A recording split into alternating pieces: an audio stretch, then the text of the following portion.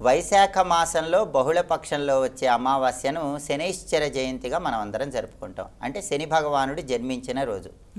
సూర్య భగవానుడి భార్య పేరు సంజ్ఞాదేవి.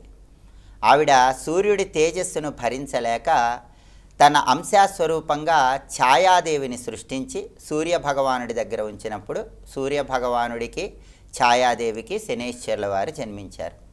అయితే ఈ శనైశ్చర జయంతి శనివారం రావటం చాలా గొప్ప విశేషం.